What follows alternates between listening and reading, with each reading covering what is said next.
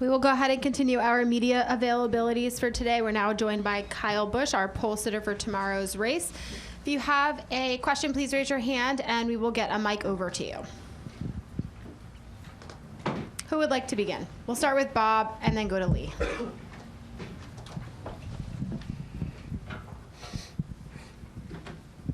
Bob Hawkers, Fox Sports. Just how big of a momentum boost can this be? I mean, I would certainly love for it to be a huge one. Getting our season rolling and back in the right direction. I feel like the last couple weeks, the discussions at RCR, me and Randall, everybody has just kind of been like, okay, let's get some sort of a reset going here. And we feel like Dover and Kansas are certainly those weeks for us that we definitely want to work towards and put our focus on to get ourselves righted. And, seems to be going well so far. Real excited about the car and the speed that it had, and coming off the truck, the way that it felt. There's definitely some things that we can be better with or improve on, but I feel like the changes that we made from practice into qualifying were good. Being able to go a tick faster in the second round over the first round was certainly huge for our qualifying effort and being able to sit on the pole today. So that all that worked out real well. And I also wanted to ask you about, in light of Eric Jones's injury, do you look at that and say, racing is dangerous, or is there still angst about the safety of this car? Thank you. Yeah, I mean, to me, I would definitely just look at the impact rates. I mean, man, I hit at 90 G's in the Xfinity car, and with all the things that happened in that one, breaking my foot, breaking my leg, but like the rest of my extremities was fine. My core was fine, my neck was fine, back, shoulders, everything was all good. So it's just the nature of that big of an impact and your body withstanding it. And everybody's built different. I think everybody's cockpits are built different. And so, it's just the nature of racing and the danger that's out there. We'll go to Lee and then to Steven. Our insurance is not cheap, in case you were wondering. So that doesn't help our rates at all either. So. Lee Spencer, Sirius XM NASCAR Radio and Catchfence.com. You won last time you won a pole. You went on to win the race at Gateway.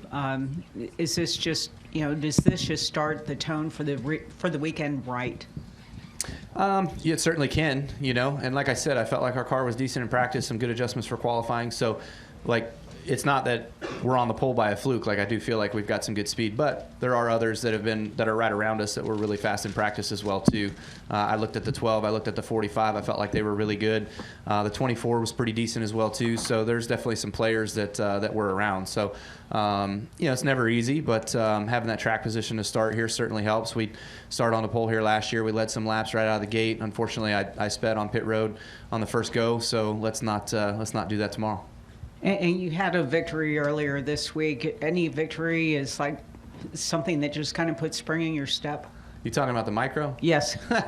Yeah, I won beating up on all the kids, so I felt really good and gave myself a huge pat on the back for that. So, I mean, it's a no-win situation. If I win, I beat up on all the kids. If I don't win, I got beat by all the kids. So, it's fun. I love it. I enjoy it. It's all for Brex and what we're doing with him and his development and how he's coming along, and I just enjoy getting out there. So it was fun to score the victory. I am the points leader, in case anybody was wondering. So excited about that too, and bringing home some big trophies and big checks at the end of the year. Let's go.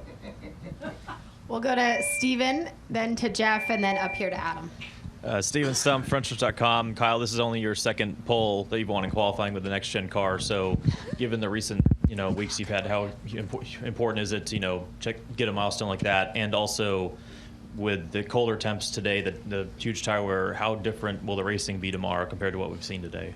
Yeah, I mean, qualifying has never really been my strong suit. I'm definitely one that gets into a rhythm and gets into, a set with the race car throughout the race and is able to make the most of the race car with laps. So I feel like, I've definitely won more than double the amount of races than I do have poles. So, it's, I wouldn't say that's a next-gen factor, but definitely a little Kyle Busch factor in that as well. What was your other part? And then it was with the tire wear and the colder weather. Yeah.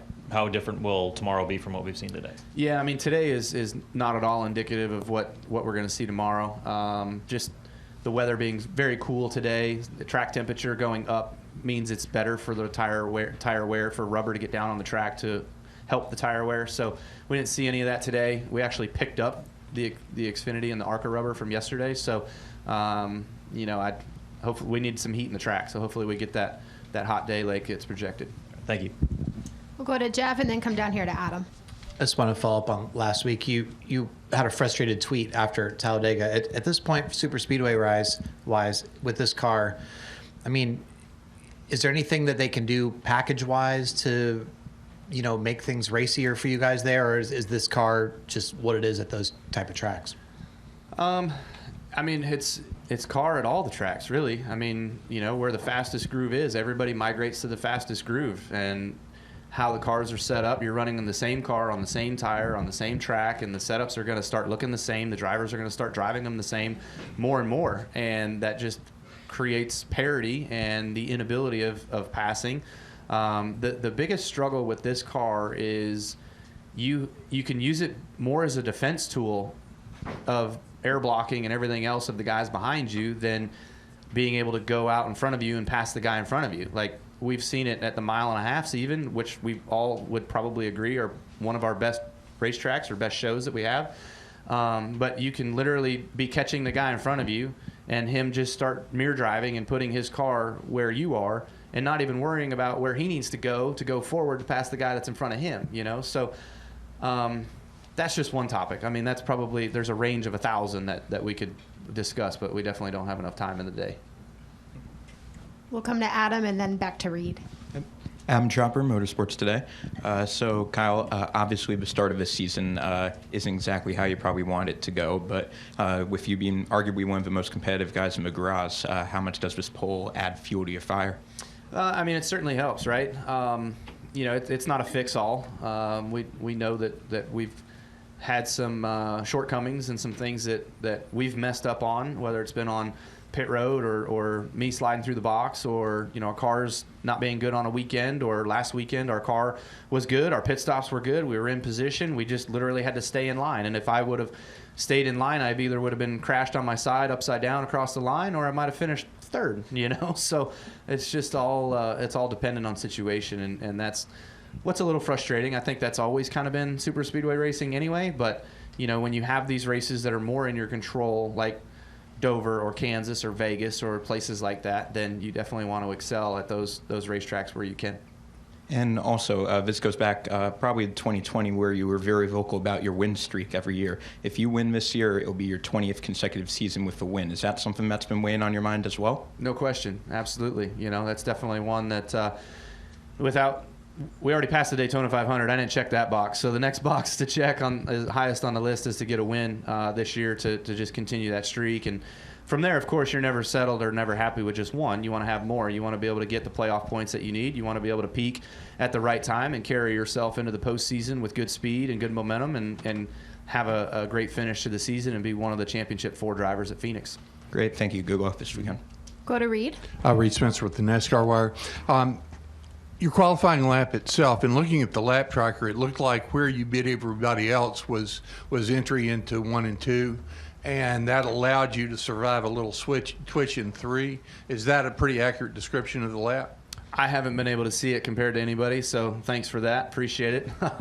How did it feel driving it? I would say that I was definitely charging the entries. I felt like there was room for me to do that from the first round. I felt like the first round I kind of maybe babied it into the corners a little bit, but it definitely gave me the speed out of the turns.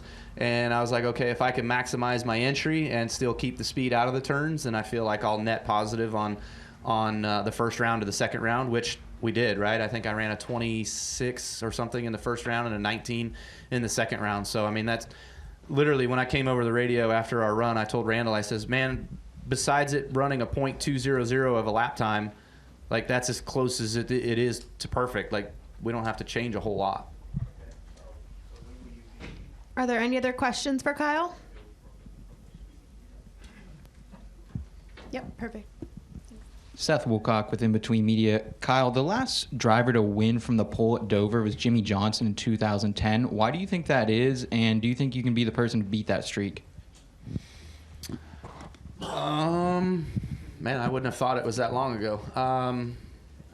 This place is, really different from practice, qualifying into the race. The race is certainly a whole different game. And like I said, track position plays a big role. Pit stops play a big role. Us having number 1 pit selection will hopefully help on that. So, we only have to go a little bit to jump across the line. But, the strategy here is to obviously stay out front. And you would think if you start on the pole, you lead every lap, you win the race, but that's not always the case. So you just got to play it out. It's a race. That's why we race them. All right, Kyle, thanks for your time today, got and it. good luck Thanks. tomorrow.